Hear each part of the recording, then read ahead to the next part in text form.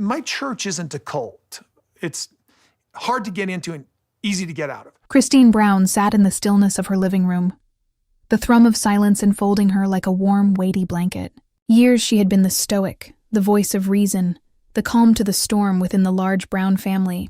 But now, as reminders of her previous life with Kody bounced around inside her head, she knew that it was all bringing her here, to this moment of justice. She could sense it deep within her.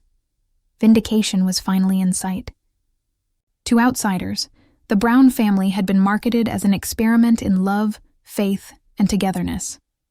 Sister Wives was not only a reality show, it was a cultural phenomenon. Millions of viewers each week watched Kody, Robyn, Christine, Janelle, and Mary struggle through a life of polygamy. But behind the cameras, the glamorous family dinners, and the stage discussions was a world far more complicated, far more broken. And Christine had lived it. Each blow to her pride, each rejection of her voice, each fracture in the illusion Kody worked so assiduously to create. Janelle, her unassuming partner for years, knew better than anyone. Where Christine contributed passion, Janelle contributed cool calculation.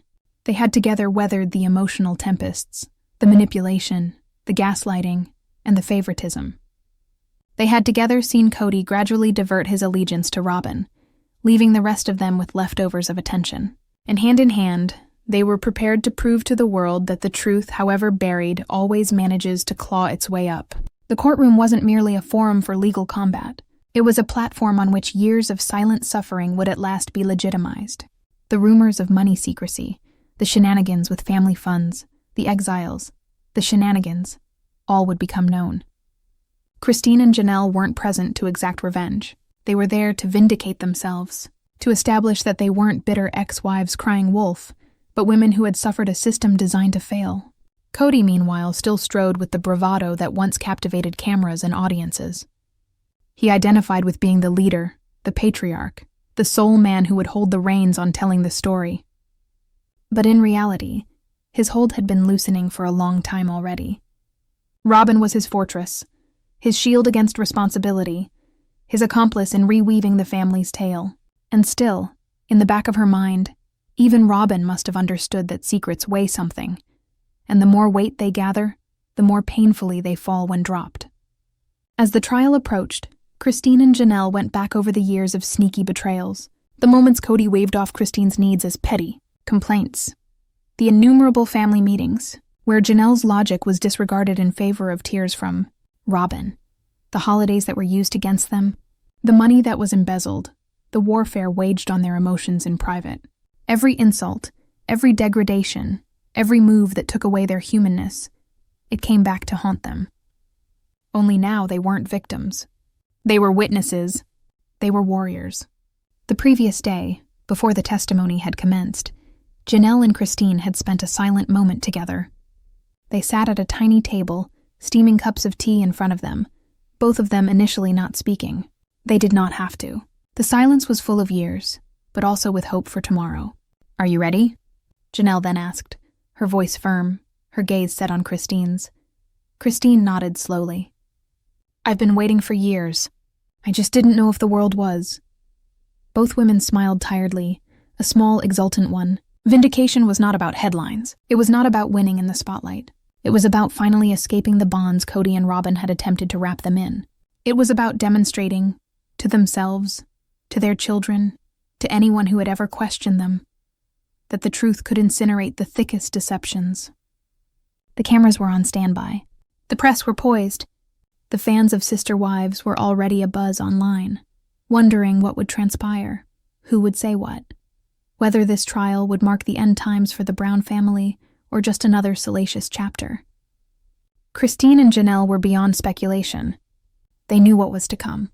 They understood that the witness they bore in their hearts, the truth that they had lived through, would shake Kody to his very foundations.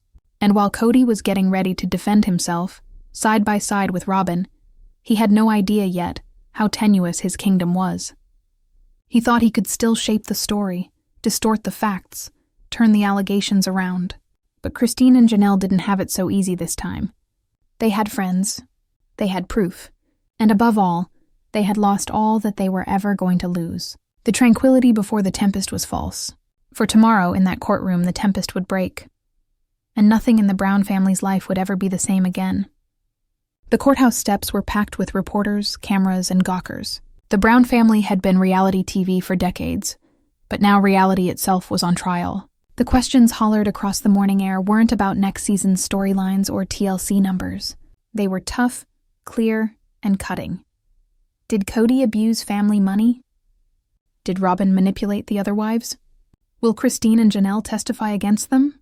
Christine strode through the blinking lights with her head held high. Years she'd moved into spaces lugging the burden of another's story. Kody's account of things, Kody's description of leadership, Kody's code for compliance. Not today. Today she wore her own narrative.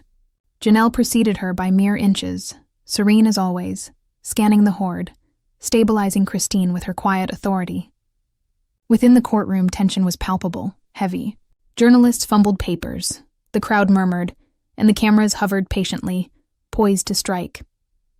Kody arrived last, walking in with that characteristic swagger, his hair fashionably messy, his eyes blazing and defensive. But the taut line of his jaw revealed something else. Fear. Robyn trailed behind him, holding onto his arm, mascara already smudged around her eyes, as if preparing for the tears that were bound to flow. She had always acted as the delicate one, the one who was misunderstood, the wife who was saddled with everyone else's resentment. But here in this room, under oath, tears could no longer be aegis. The judge shouted order, the gavel came down, and the trial started. The opening remarks of the prosecution fell on the courtroom like a knife. This case is not about polygamy. It's about betrayal. It's about manipulation. It's about fiscal impropriety and the cost and human suffering of deception. Today, you will hear from women who survived years of dishonesty, from participants who witnessed firsthand what went on behind the cameras, and from victims who were harmed as Kody and Robyn constructed a kingdom on domination. The truth will not merely be disclosed. It will be vindicated. Christine was called first. She stood up. The room fell silent, and all of the camera lenses focused in on her. She had a flashback about how many times Kody had shut down her voice in family meetings, rolled his eyes at her when she spoke up, belittling tone when she questioned his choices. Those instants had made her question herself. But now, facing the judge, those reservations were forgotten. Christine's testimony started softly, with her recalling the early days, what Kody had promised, the sacrifices she made, the family she was constructing. She spoke of the turning, slow at first, when Robyn came into the picture. How money, attention, and loyalty began flowing in one channel, while leaving the other wives abandoned. She drew the portrait of a man who was obsessed with control, a man who employed religion and leadership as a disguise for favoritism and manipulation. Each holiday was a war zone, Christine explained, her voice firm although her hands clasped the witness stand. Each choice was skewed. It wasn't about family now. It was about Kody and Robyn, and the rest of us had to adapt, had to be thankful for whatever leftovers were available. The courtroom buzzed, reporters took notes, and Kody fumed in his seat, his jaw set, his fists knotted. He glared at Christine with the rage of a man observing his carefully constructed reputation shattered before him. Then Christine threw the first bombshell. She exposed the secret accounts. Money that was diverted discreetly, out of the shared pool, redirected to benefit Robyn's household, her spending, her kids. We were told the family fund was equal. We all contributed. We all sacrificed. But that wasn't the truth. The truth was that Robyn and Kody always had more, because they took more. The words dropped like dynamite. Reporters pounded away on their typewriters, the air thick with whispers. Kody pounded his fist on the table, unable to keep it inside. "That's a lie," he shouted, his words ringing out in the chamber. The judge called at once for order, glaring down at him, but Christine didn't blink. For the first time in years, she was the one in power, and she wasn't about to let it slip. Janelle's turn came next, voice smooth, near surgical in tone. If Christine was the flame, Janelle was the knife. Sharp, exact, unavoidable. She supported Christine's testimonies with receipts, documents, and dates. She spoke of conversations where Kody denied responsibility, where Robyn had called expenses family approved, while making sure her side always had more. Her last sentences of that testimony hit close to home. You can live a lie for a long time, but sooner or later, the truth catches up to you. And today the truth caught up. Robyn cried, sobbing into her hands, mascara running down her face. Kody sat stiffly, anger burning in his eyes, his chest heaving with barely held rage. But for once, the room wasn't hearing him. They were hearing Christine. They were hearing Janelle. The first day of testimony closed with a silence as thick as words. The Browns departed the courtroom in disparate directions. Christine and Janelle strolled out together, heads held high, a soft inner light of triumph in their faces. Kody fled, cursing under his breath, reporters dogging his footsteps. Robyn followed him, broken, her tears now no longer an act but the truth of discovery. Online, the response was immediate. Social media was flooded with fans. Christine just obliterated Kody in court. Janelle's receipts are everything. Robyn can't cry her way out of this one. The tide was turning. And while Kody still thought he could fight back, those once silenced now had the microphone. As evening darkened, Christine and Janelle sat together again, weary but more resilient than ever. Tomorrow would deliver more witnesses, more disclosure, more fissures in Kody's defense. Tonight, though, they knew something historic had occurred. For the first time, the world was no longer wondering, what does Kody think? The world was wondering, what does Christine have to say? And that transition, more than any bit of evidence, was the start of Kody's predictable meltdown. The second day of the trial brought in an even bigger crowd. The first day had been incendiary enough. Christine and Janelle's testimonies already trending on social media, splashed all over entertainment websites, analyzed on morning television. But everybody knew that today would produce something more, something worse, something Kody and Robyn couldn't dismiss or spin. Because today the insider would testify. Christine sat patiently in the courtroom, her heart racing but consistent. She had borne her truth for so long, spoken it at last yesterday, and felt the burden lift off her chest. But here, sitting next to Janelle, she realized that vindication did not always require her telling her story. It required evidence, someone from inside who had witnessed everything, the things she and Janelle had always known but could never have proven. Kody was already striding before he reached the courtroom, his face red, his movements jerky and agitated. Robyn trailed along behind, her head bent, her shoulders slumped, mascara already thick under her eyes as if she was bracing for a storm. And in a way she was. The judge banged for order. The crowd leaned forward. The reporters poised their pens. The prosecution produced its next witness. We call Mindy Jessup to the stand. The room was holding its breath. Mindy, the nanny, the woman who had spent more time within Kody and Robyn's walls than nearly anyone else. For years, viewers of the show had joked, speculated, even made fun of a nanny. But the reality was that Mindy wasn't just assisting with children. She had witnessed. She had overheard. She had seen. Mindy proceeded slowly to the stand, her eyes scanning the ocean of cameras and focusing firmly on the judge. She raised her hand, took her oath, and sat down. Her body was stiff, but when she started speaking, her voice was clear. I was working as a caretaker and assistant in Kody and Robyn's home, and then I had access to lots of family chatter, financial records, and private chats. Kody moved uncomfortably. Robyn dabbed her eyes. Christine and Janelle were silent, their expression blank, but inside, their hearts pounded. The prosecutor started with care. Mindy, as you were working with Kody and Robyn, what did you notice about the family finances? Mindy took a breath. I saw money being diverted. Family money, accounts meant to benefit all homes, were frequently diverted to Robyn's home. I saw budget statements, receipts, and bank transfers myself that indicated this.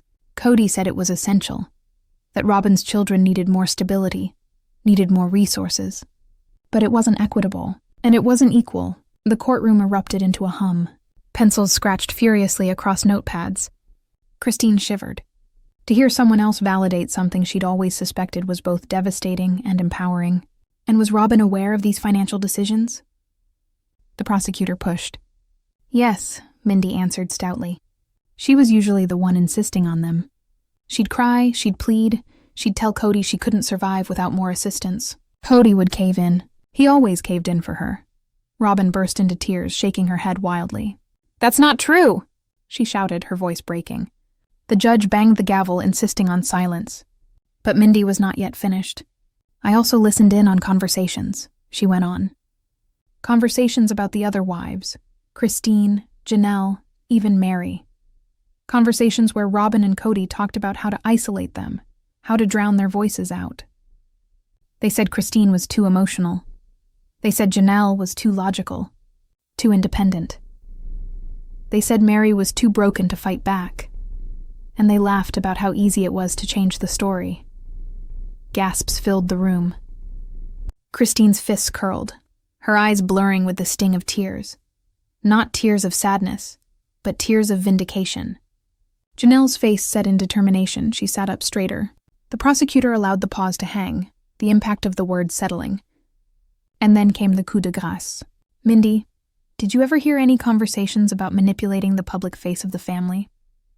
"Yes," Mindy said softly but firmly. "I was present when they scheduled interviews. I heard them discussing how to make Christine and Janelle sound unreasonable, jealous, or bitter. I watched Robyn practice tears in a mirror. I saw Kody plotting how to position himself as the martyr, the one bearing the weight of an ungrateful family. It was staged, all planned." The room erupted with whispers. Reporters typed angrily. Kody pounded his fist on the table. "Lies!" he bellowed, his voice resonating. "She's lying because she's bitter. She's jealous." But Robyn did not support him this time. She sat quietly, regarding the table, her color pale, her tears no longer fake, but genuine. Christine and Janelle shared a look, not victorious, not arrogant.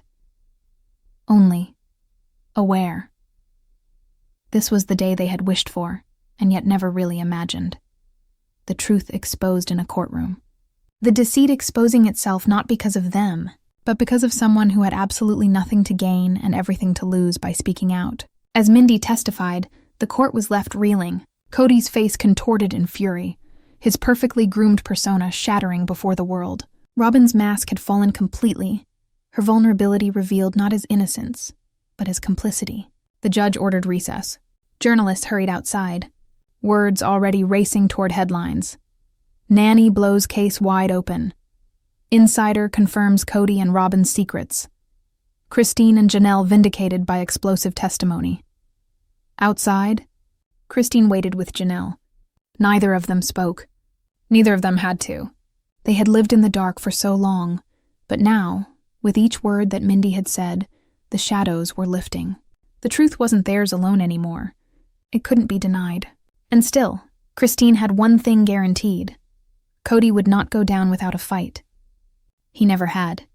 He never would. He was a man who survived on control.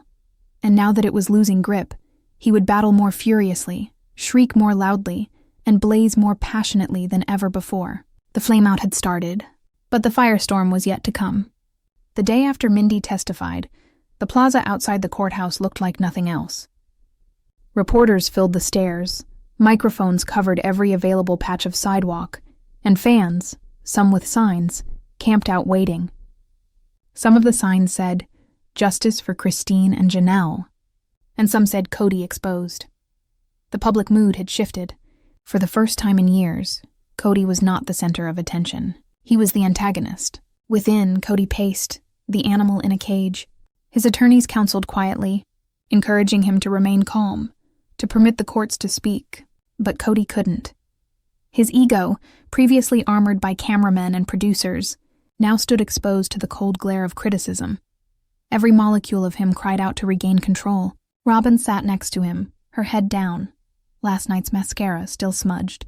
Her cries, once a weapon to manipulate sympathy, now appeared sad, robbed of their authority by the nanny's evidence. She was no longer the sympathetic wife. She was the co-conspirator. Christine and Janelle came quietly, and a few whispers of encouragement from the audience greeted them. They stood tall, their feet steady. They needed to say nothing. Their quiet demeanor stood so starkly opposed to Kody's whirling energy that it spoke volumes. The judge requested order, and the trial went on. Kody was sworn in. The room was on edge. Cameras zoomed in. All the spectators strained forward. This was Kody's opportunity, his best opportunity, to salvage something from the wreckage. His voice thundered at first, firm, protective, dripping with outraged righteousness. "I have been portrayed as a monster," he started, his fist thudding against the podium. "But I am the father who bore this family.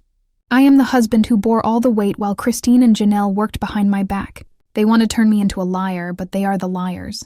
They always were." Christine did not blink. Janelle did not flinch. Kody's anger swelled. His words were less in defense and more in attack. "Christine is jealous. She always was.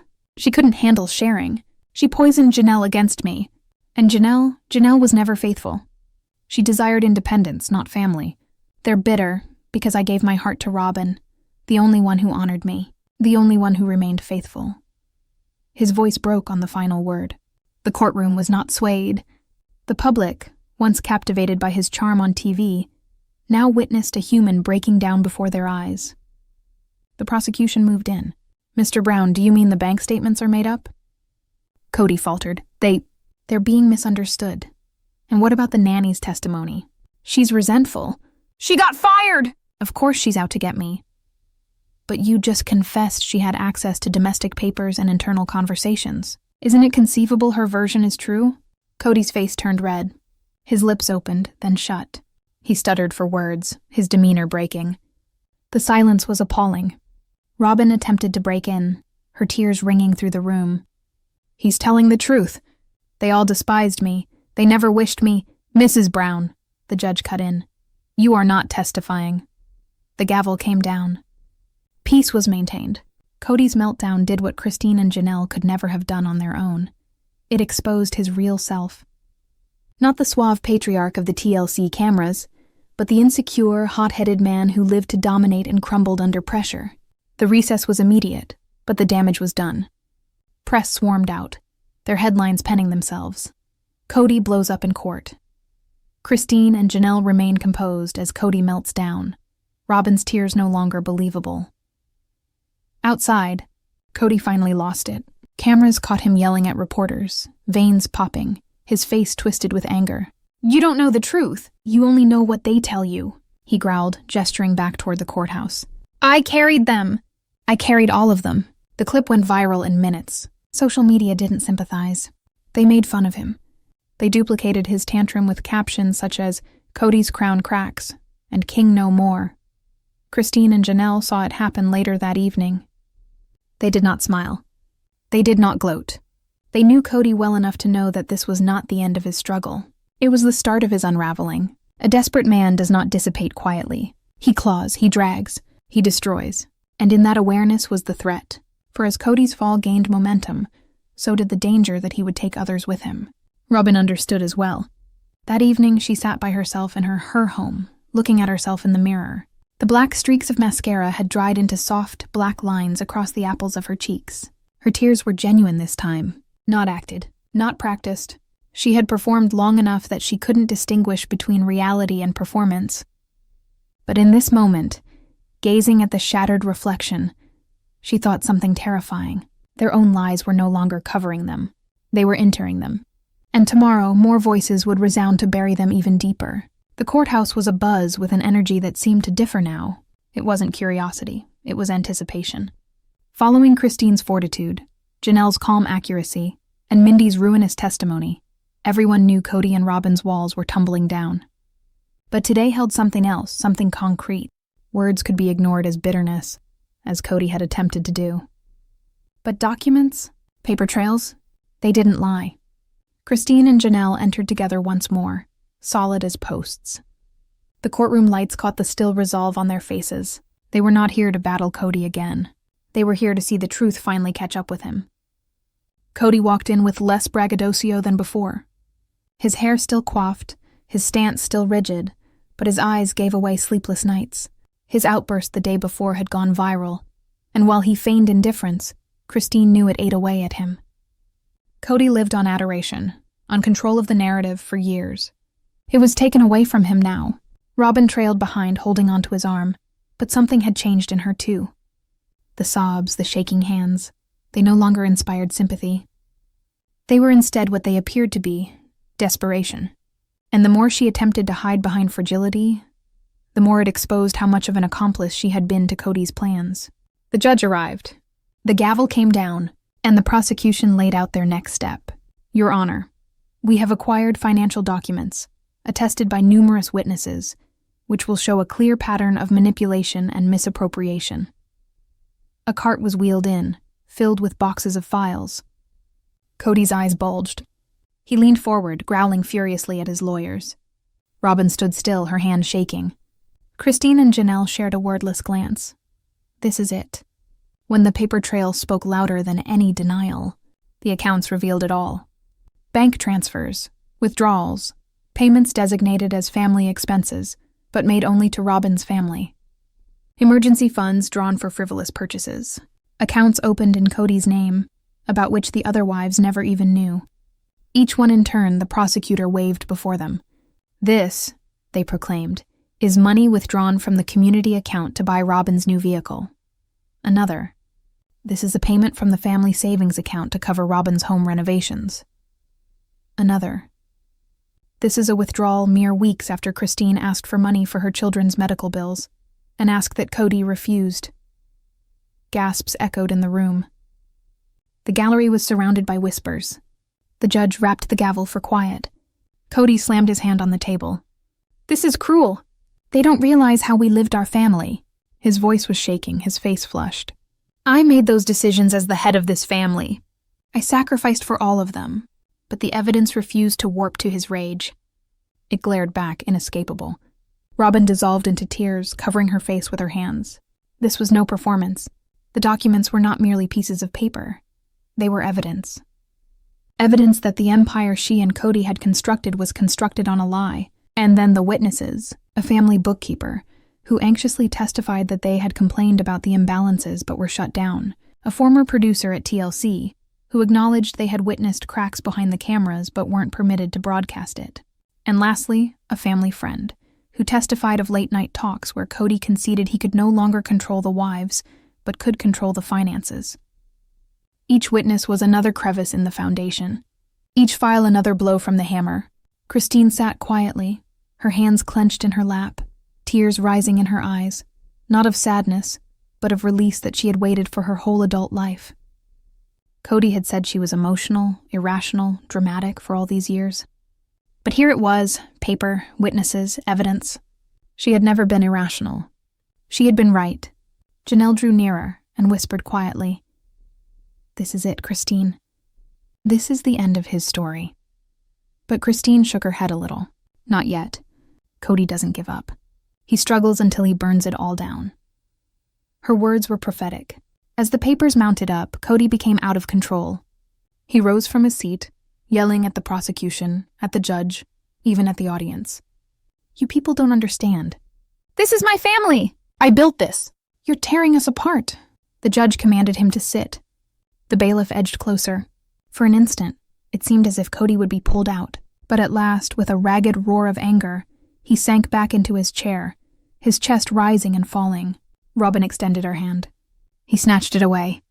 The world watched it. The cameras recorded it.